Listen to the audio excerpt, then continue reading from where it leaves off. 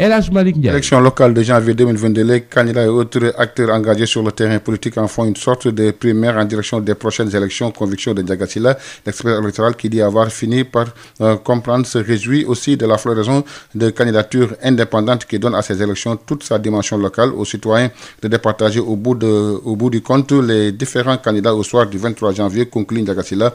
Il s'exprimait dans Objection ce dimanche. Ses propos sont recueillis par El Hadji Oumar Gueye. Alors, je pense qu'au-delà de l'enjeu qui découle justement du renforcement de la démocratie locale, surtout par aujourd'hui, il faut quand même le dire, c'est un élément important dans ce qui fait l'enjeu de ces élections, c'est la première fois qu'on autorise les candidatures citoyennes. Et bizarrement, je connais énormément de gens qui sont, surtout les jeunes fonctionnaires, inspecteurs des domaines, inspecteurs des finances, des gens qui sont vraiment dans des positions vraiment, j'ai été même étonné de les voir effectivement donc se porter candidat.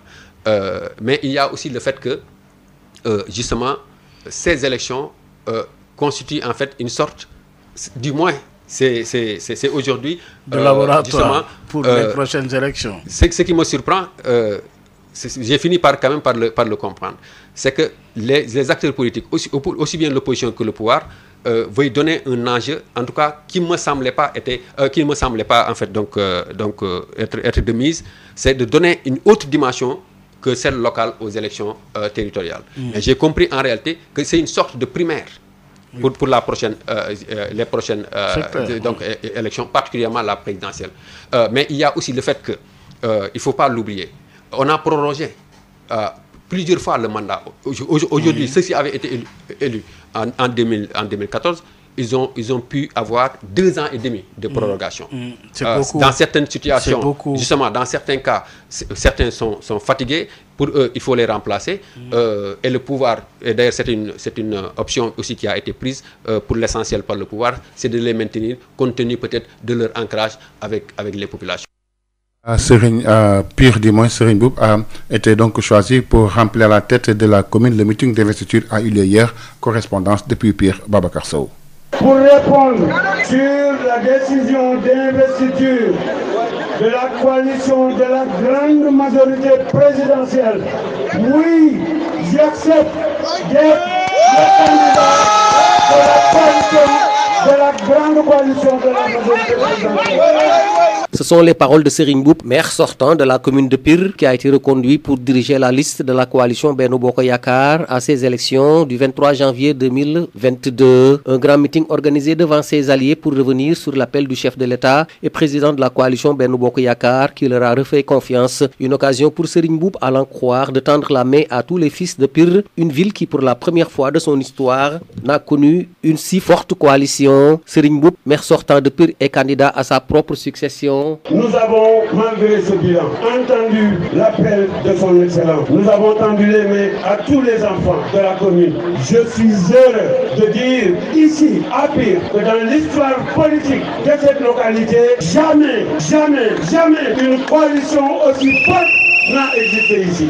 Vous avez l'APR et Benno Bokk Yakaar, vous avez la LDMPT, vous avez AJ/PADS, vous avez Rewmi, vous avez le parti Yessal, vous avez le parti SPD de Matam Région, vous avez le parti socialiste unifié, parce que les khalifistes et les socialistes d'ici sont avec nous. Vous avez l'APD de Thierno, vous avez les forces sociales. Occasion saisie par Serigne Mboup pour revenir sur ses réalisations et les projets en vue s'il est réélu au soir du 23 janvier 2022. Tivaouane, Babacar Sow depuis Pire pour Sud FM. Babacar Sow, rappel des troupes du côté de la coalition Benno Bokk Yakaar de Mbour. L'heure est à la mobilisation et à la sensibilisation des militants après la décision du chef de l'État de maintenir donc certains maires. L'objectif de la rencontre est d'apprécier positivement les choix de leurs leaders. C'est l'occasion pour l'envoi présidentielle de peaufiner des stratégies et des schémas pour remporter ces élections. Nous écoutons à ce propos Madame Touré Oumissi-La, secrétaire nationale de la Société des chemins de fer du Sénégal, au micro de Moustapha Sall. La rencontre était tout juste une réunion d'information, une réunion de sensibilisation et de mobilisation des militants et des militantes qui sont autour de nous pour leur donner l'information comme tel. Le président de la République a déjà fait son choix, a choisi 2 fils de Mbour. Saliou Samb pour le département. Les 16 communes du département, c'est Saliou Samb qui va piloter en tant que président du conseil départemental de Mbour, candidat. Et M. Cheikh Issa Sall, directeur Amdem, en tant que aussi le maire de Mbour, donc candidat à la commune de Mbour. Donc c'était pour les sensibiliser, parce qu'il y a de cela 2-3 mois, et même pour un passé très récent, les militants ne savaient pas pour qui voter, quels sont nos candidats. Ils pensaient que même nous, en tant que responsables, on était des candidats. Mais c'était pour clarifier le débat et pour leur dire et pour leur donner la bonne information. On les a aussi réunis pour saluer, apprécier vraiment cette décision noble et sage de son Excellence le président Macky Sall, qui a bien mis son choix, qui a bien porté son choix sur Cheikh Issa Sall pour la commune et M. Saliou Samb, directeur de la CERN pour le département. Et nous tous responsables, nous adhérons à cette décision, nous sommes prêts à soutenir et nous sommes là déjà mobilisés ensemble, travailler ensemble pour gagner la commune et le département de Mbour et mettre tout ça pour un grand cadeau pour son Excellence le président Macky Sall. À Sédhiou, le fauteuil du maire, objet de toutes les convoitises, Ibrahima Moulay Touré, le candidat de la coalition de Naoulé Sokali Sounogor, déclare se donner tous les moyens pour faire partir le maire Abdoulaye Diop pour insuffisance de résultats. Ibrahima Moulay Touré, inspecteur principal du Trésor et conseiller technique du directeur général de la comptabilité publique et du Trésor, se désole du seuil de pauvreté de chômage des jeunes et des chantiers inachevés. En revanche, il s'engage à relever le défi une fois élu maire de Sédhiou. Ses propos sont recueillis par Moussa Dramé. Je suis là en qualité de responsable d'une coalition. Une coalition que nous avons mis sur pied avec beaucoup de nos amis. Cette coalition s'appelle Ande Naoulé Sokali Sounogor. Nous avons traduit en mandingue Sédhiou Nassate La Hiroua. Nous voulons l'émergence de notre localité. Je suis le candidat de cette coalition pour la mairie de Sédhiou. Je suis entouré de personnes qui ont accepté de se joindre à nous. Professeur Mamadou Kouyaté, directeur général de HECM, le docteur Salif Kouli, il y avait aussi le docteur Ibn Dramé Silla. Les autres amis et collaborateurs, Seydou Touré, Cheikh Omar Baldé, nous avons décidé d'avoir une liste citoyenne à Sédhiou. Notre objectif, c'est de faire quitter le maire Abdoulaye Diop, c'est faire développer Sédhiou. Notre parti, c'est Sédhiou. Je pense que si nous regardons l'intérêt de Sédhiou, il faut prendre toutes les compétences. Nous tendons la main à tous. En vérité, le professeur Mamadou Kouyaté l'a rappelé, nous avons ensemble travaillé dans le cadre d'une démarche consensuelle. C'est après que certains ont cru devoir aller seuls et ma candidature avait été acceptée. Sédhiou a souffert d'être cité comme étant la région la plus pauvre du Sénégal. Sédhiou a souffert d'être une région où le taux de chômage est le plus élevé au Sénégal. Sédhiou a souffert du fait que beaucoup de ces infrastructures sont inachevés. Je prends l'exemple du stade, je prends l'exemple de la grande mosquée et j'en passe. Il revient aux dignes fils de Sédhiou de s'unir et de faire en sorte que Sédhiou puisse sortir de cette situation. C'est ça notre objectif. Et puis, retour sur la candidature de Ousmane Sonko à la mairie de Ziguinchor. La guerre de trois coalitions aura bel et bien lieu. Nous sommes en direct avec Ignace Ndeye. Ignace, bonjour. Bonjour, Elhadji-Malick. Alors, quelle perspective et enjeu après cette déclaration de candidature d'Ousmane Sonko à la mairie de Ziguinchor? Eh bien, cette candidature vient confirmer ce qu'on pourrait appeler, vous l'avez dit tout à l'heure, la guerre des trois coalitions dans ces locales à Ziguinchor. La grande mouvance présidentielle fera face à deux autres grandes coalitions avec à leur tête des chefs de parti. D'une part, celle de l'actuel maire de Ziguinchor, Abdoulaye Baldé, qui dirige le parti Union des centristes du Sénégal. Et d'autre part, il y a la liste de la coalition Yewwi Askan Wi, dirigée par le leader du PASTEF, Ousmane Sonko. Ainsi, la conquête pour la mairie de Ziguinchor est ainsi lancée. Kid Baldé, Sonko ou Benoît remportera ce match à 3, qui sera certainement arbitré par d'autres candidatures qui jailliront. C'est la grande interrogation en ce moment qui ne trouvera sa réponse qu'au soir du 23 janvier 2022. Mais déjà, Malick, on peut s'attendre à de dures empoignades car le leader du PASTEF qui a décidé de se jeter dans ces locales à Ziguinchor a certainement fini de mesurer et les risques, les avantages, mais également les probabilités de sa candidature à la mairie de Ziguinchor. Ses partisans qui lui ont remis hier le cutus lui ont assuré de l'installer comme 6e maire de Ziguinchor. Le leader du PASTEF va tâter le pouls de Ziguinchor avant d'autres échéances politiques. Et pour lui, 2024 devrait passer par les locales, qui seront pour lui juste un rempart avant les législatives, mais également avant la présidentielle. Une épreuve qui ne sera pas facile, pas du tout, car Le maire actuel, Abdoulaye Baldé, qui a claqué la porte de Benno Bokk Yakaar, compte lui montrer à Macky Sall qu'il est toujours puissant à Ziguinchor. Si Sonko, lui, pense rééditer le coup de la dernière présidentielle avec la razzia partout ici dans la région, Baldé, lui, pense également à sa razzia en 2009 et 2024 lorsqu'il avait mis KO les choix du président Macky Sall même à Ziguinchor lors de ses locales. Mais aujourd'hui, en face, il n'y aura pas que Benno, il y aura Ousmane Sonko et son effet Pastef. S'il gagne ces élections, lui, Abdoulaye Baldé, ce sera une poursuite de sa carrière politique.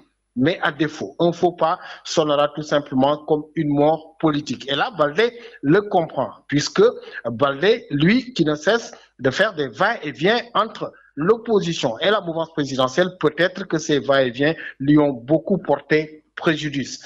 D'ailleurs, une hypothétique alliance avec le Pastef que faisaient circuler ses partisans ces derniers jours à Ziguinchor, eh bien, n'a-t-il pas refroidi les ardeurs du locataire de l'hôtel de ville de Ziguinchor? Wait and see. En tout cas, la trahison dont il dit avoir fait l'objet est balayée, complètement balayée par ses désormais ex-compagnons qui commencent donc déjà à lui balancer des pics. Mais dans le camp de Benno Bokk Yakaar, l'objectif est unique et simple, c'est de déloger Baldé à la mairie de Ziguinchor et installer le choix du président Benoît Sambou. Benoît, lui d'ailleurs, qui ne cesse de lorgner ce fauteuil de maire. Benoît Sambou qui, malgré tout, garde tout de même sa sérénité. Enfin, politicien, il sait certainement les stratégies à dérouler pour gagner ces élections. Une défaite de sa coalition ne plaira surtout pas au chef Macky Sall qui clame haut et fort que la Casamance reste sa priorité et qu'il a beaucoup investi pour cette Casamance. En tout cas, le responsable apériste qui a déjà deux fronts ouverts, à savoir ses adversaires Baldé et Sonko, devra également songer à calmer ses partisans de la coalition Benno Bokk Yakaar, marqués ces derniers jours par des défections. Ça et là. Benoît Sambou, Baldé, Sonko pour la conquête de la mairie. Ziguinchor, en tout cas, on s'attend à de dures empoignades pour ces locales. Ziguinchor, Ignace Dey, Sud FM. Sud FM. Assemblée générale à Médina Wandifa de l'entente force ouvrière des boulangers des 3 régions de la Casamance. Ils dénoncent avec véhémence leurs mauvaises conditions de travail avec un traitement salarial jugé indécent. Ces ouvriers boulangers interpellent les autorités et menacent d'envoyer plus loin la voie pathétique de leur corporation au travers des manifestations publiques de rue. Correspondance Moussa Dramé. Les ouvriers boulangers des régions du sud de Ziguinchor, Sédhiou et Kolda dénoncent avec véhémence leurs conditions de travail indignes selon eux d'un chef de carré face aux exigences familiales et à l'immensité du volume de leurs prestations. Ils l'ont fait savoir hier samedi à Médina Wandifa à l'occasion d'une assemblée générale suivie d'une conférence de presse. Boukar Mané, adjoint au secrétaire du mouvement Entente ouvrière des boulangers, explique. Les boulangers sont très fatigués. En Casamance, il n'y a pas de boulangers embauchés. Il y a pas mal de faux contrat. Il y a des boulangers qui travaillent de 10 ans sans contrat, sans embauchement. Plus de 27 boulangeries, il n'y a pas 20 embauches, il n'y a pas 20 contractuels. Tous les autres sont les journalistes. Nous demandons à l'administration, nous demandons aux autorités de nous aider de 18h à 7h du matin. Un bon dîner qui n'aura pas. Venu leur prêter main forte contre ce qu'ils qualifient d'injustice et d'entorse aux droits des travailleurs, Sadibou Diatta, le coordonnateur de la section de Ziguinchor Frappe France Dégage, dépeint un quotidien lugubre des boulanger abonné, dit-il, à une précarité déshumanisante. On te paye 2000 francs la journée, plus 2 baguettes de pain. Si tu tombes malade, personne ne te soigne. Pour inscrire tes enfants, c'est un problème. Si les enfants eux-mêmes sont malades, c'est un problème. Si la tabaski arrive et qu'il faut acheter à ta femme un tissu Guesnet, tu es mort. Les patrons encaissent de l'argent, mais ceux qui fabriquent l'argent là, ceux qui ont les mains dans la farine, eux, on leur donne 2000 francs et 2 baguettes. Comment dans une grande capitale, vous avez 27 boulangers et pas même 30 personnes qui ont un embauchement. Médina Wandifa, situé à la croisée des chemins entre ces 3 régions méridionales, a abrité cette assemblée générale de l'entente ouvrière des boulangers, une première du genre dans le sud, mais ces ouvriers promettent de se faire entendre aussi régulièrement que possible pour envoyer loin la voix stridente du boulanger qui risque de ne plus mettre la main à la pâte. Moussa Dramé, Sédhiou. Moussa Dramé, grève des commerçants du marché de Thiaroye. Ces derniers ont décidé de ne plus payer les taxes municipales à partir de lundi 1er novembre jusqu'à nouvel ordre. Face à la presse, les délégués dénoncent l'insalubrité, l'insécurité et l'absence d'assainissement du marché. À cela s'ajoute l'enclavement causé par les travaux du terre. Ils exigent aussi une parcelle et la réfection de la route 103. Ils déplorent le dilatoire du maire de Thiaroye Gare face à plusieurs protocoles d'accord signés. Dame Sididien, déléguée du secteur que nous écoutons, il est avec El Hadji Moussa Thiam. La solution, c'est d'aller en grève, de retenir les taxes, de ne plus payer jusqu'à ce que nous ayons satisfaction. Nous campons les doléances sur 8 points. La salubrité, la sécurité, l'eau, les toilettes, les parkings, les formes de taxes qui ne sont pas conformes aux normes. Nous demandons aussi au président de la République de nous ériger une passerelle au niveau de la gare où il y avait le passage pour tout juste la jonction entre le marché et les riverains et aussi pour nous faciliter d'aller vers les mosquées. Ce que nous déplorons le plus, c'est que depuis 2015, beaucoup de protocoles ont été signés et malheureusement, on n'a jamais eu de résultats. Après concertation avec tous les marchés de Thiaroye-Gare, nous allons entrer en grève à partir du lundi jusqu'à nouvel ordre. Nous nous acquittons de nos devoirs, donc c'est à nous de recevoir nos droits. Depuis que ce marché est devenu la vache laitière de la mairie, on n'a jamais été nourri comme il faut. Il y a aussi le nouveau marché qui a été construit sur 7 hectares avec beaucoup de milliards. Malheureusement, les constructions ont été arrêtées. Nous ne savons pas pourquoi. Mais aussi, nous avons un autre problème, le problème d'accès. Et le 103 en fait partie. Si ce n'est pas le maire dans son domaine de compétence, donc l'État aussi doit nous regarder d'un autre œil. Soit nous aidez-nous, les commerçants, pour que nous ayons au moins un peu plus de décence dans nos lieux de travail. Mais ce que nous demandons, c'est le minimum de décence pour que au moins les clients puissent venir. Depuis pas mal de temps, nous constatons que quand il y a la pluie, nos revenus ont baissé. On a d'énormes problèmes pour... Et puis, 200 réclamés des impactés du terre, toujours laissés en rade par l'APIX, le collectif national des impactés du terre, parle d'absence de volonté et accuse l'Agence pour la promotion des investissements et des grands travaux de l'État du Sénégal d'avoir bloqué à dessein le processus, selon son président national, Ibrahima Cissé. Si l'APIX a pu gérer les 1600 dossiers du départ, rien ne l'empêche de traiter les 2000 dossiers restants. Ibrahima Cissé, président du collectif des impactés du terre, que nous écoutons, il est avec Denisia Sambou. La réunion du 11 décembre 2020, on était tous tombés d'accord qu'on devait adopter la résolution du problème par le cas par cas. Plus de 10 000 pages qu'on a confectionnées et révisées à 3 reprises. Le nombre d'impactés au total, c'est 16 000 impactés. Parmi ces 16 000, il y a des commerçants, des maraîchers, des propriétaires de maisons, des brocanteurs. Il y a déjà 70 entreprises formelles qui ont fermé boutique à cause de ce projet-là. Et 2000 réclamants, les plaignants. Aujourd'hui, il y a un blocage dans le processus. Le blocage est fait à dessein par l'APIX qui représente l'État dans ce processus. Lorsqu'on les a remis à l'État du Sénégal, l'État nous dit clairement que ces dossiers sont trop volumineux et ils n'ont pas suffisamment de personnel pour traiter ça. Donc quand je dis l'État du Sénégal, c'est à travers la maîtresse d'ouvrage ici dans ce projet qui est l'APIX. C'est ça la réponse de l'APIX. Il montre encore sa mauvaise volonté et aussi la nullité du travail qu'ils ont abattu. Cri du cœur des femmes de Tivaouane Peulh à l'endroit de leur ministre de tutelle Ndeye Saly Diop Dieng, ministre de la Femme, pour une unité de transformation des matériels. Tivaouane Peulh est toujours laissé en rade dans toutes les actions de financement et de développement.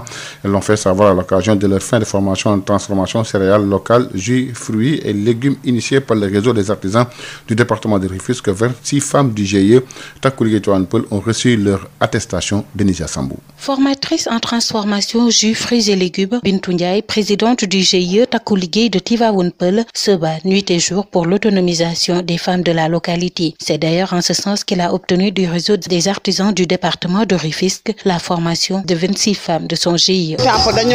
Tivaouane Peulh est laissé en rade. Nous n'avons rien, que ce soit financement ou aide au développement. C'est la raison pour laquelle j'ai intégré le réseau et je me suis battue pour la formation des femmes de Tivaouane Peulh. 3 jours de formation dans plusieurs domaines. Ngagne Sarr, coordonnateur des activités du réseau des artisans du département de Rufisque. On a initié 26 femmes en transformation des produits céréaliers, fruits et légumes. On sillonne le département et dans les 12 communes. Dans chaque commune, il y a des instances dirigeantes et des femmes qui sont formées là-bas. Nous apportons notre touche d'approche participative pour participer à la promotion de l'emploi, de l'apprentissage et de l'entrepreneuriat des femmes. Une formation saluée par les bénéficiaires. Madame Nia, nous avons frappé à toutes les portes, mais nous n'avons jamais eu de soutien. Halingom est venu nous aider en nous apportant du mil et du maïs. Et nous avons transformé cela sans difficulté.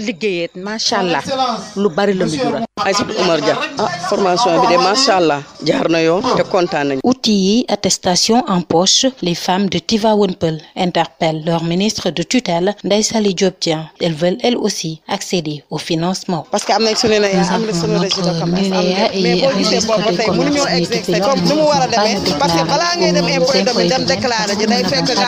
Nous existons depuis des années, mais nous ne pouvons pas évoluer. Et pourtant, nous avons fait des concerts du jus de mate et des pastilles d'Indienne. Donc, nous sommes spécialisés dans toutes ces activités. Mais nous ne pouvons pas aller loin, faute de fonds. Donc, je fais ce cri de cœur à l'endroit de notre ministre de tutelle, Ndeye Saly Diop Dieng, qu'elle nous aide à obtenir une unité de formation et également du matériel pour l'autonomisation des femmes.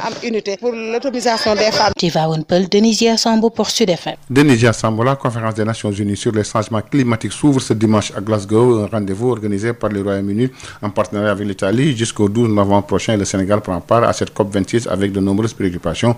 Madeleine Diouf-Sarr, la chef de la division changement climatique à la direction de l'environnement, s'explique. Elle est avec Mamdiara Da Silva. La première des impacts que tout le monde ressent, c'est la hausse de la température. Donc, nous voyons tout ça, qu'il fait de plus en plus chaud, les températures nocturnes sont de plus en plus élevées, et tout le monde le consent. Nous avons également, pour les zones côtières, les régions côtières, qui est très manifeste au Sénégal.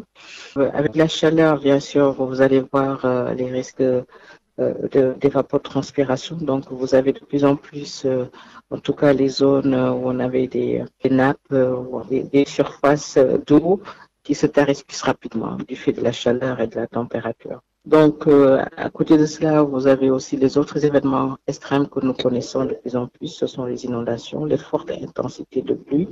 En un temps court, vous avez beaucoup d'eau qui tombe. Parfois aussi, vous avez ce qu'on appelle les pauses pluviométriques. On a connu ça cette année. Ou également, vous avez aussi des arrêts précoces de l'hivernage ou aussi ce qu'on appelle les pluies hors saison. Donc, avec cela aussi, vous avez les événements extrêmes en mer. Donc, on voit souvent il y a pas mal de tempêtes en mer qui font des victimes. Beaucoup de ressentis au niveau national. Si vous regardez la question de l'eau, cela va avoir un impact sur notamment sur l'agriculture, donc la nécessité d'aller vers des variétés de plus en plus adaptées à notre climat. Le Sénégal, lui, a beaucoup d'attentes par rapport à la COP de Glasgow, par rapport aux décisions qui doivent être prises pour réduire le réchauffement climatique. Et je pense que ça, c'est un effort global que tous les pays du monde, notamment les pays développés, doivent vraiment relever leur niveau d'ambition pour faire face, pour réduire leurs émissions de gaz à effet de serre et aussi accompagner les pays en développement, donc aussi à avoir des trajectoires sobre en carbone. Question de financement derrière, donc parce que cette stratégie sobre en carbone et résilience climatique doit être accompagnée par des financements. Il est 12h26 sur l'ensemble des réseaux synchronisés de Sen Radio. Nous parlons de quelques actualités sportives avec la France pour le compte de la 12e journée qui se poursuit aujourd'hui à l'instant même. Angers, Nice 0 but partout. On s'ouvrira à 14h. Bordeaux contre Reims, Strasbourg, Lorient, Montpellier et Nantes 3, Rennes, Brest contre Monaco. Le match du soir opposera clairement à l'Olympique de Marseille. Et puis en Angleterre pour le compte de la 10e journée, Norwich reçoit à 14h Leeds United, Aston Villa contre West Ham. En Espagne pour le compte de la 12e journée, Atlético Madrid reçoit Betis Séville et puis Real Sociedad qui fera face à Atlético Bilbao. Il est 12h27 sur l'ensemble des réseaux synchronisés de Sen Radio. C'est la fin de cette édition, le rappel des titres. Tout tourne autour des élections locales et des élections qui renforcent la démocratie locale avec comme enjeu les primaires pour les prochaines élections. C'est l'avis de l'expert électoral Ndiaga Sylla. L'invité de l'émission Objection se réjouit aussi de la floraison de candidatures indépendantes sur le terrain. Et des coalitions font les derniers réglages, des coalitions au bord de l'implosion avec des choix des candidats à Mbour. Benno Bokk Yakaar remobilise ses troupes. Après le choix du patron de l'avance présidentielle à Ziguinchor, la guerre de Troie aura lieu.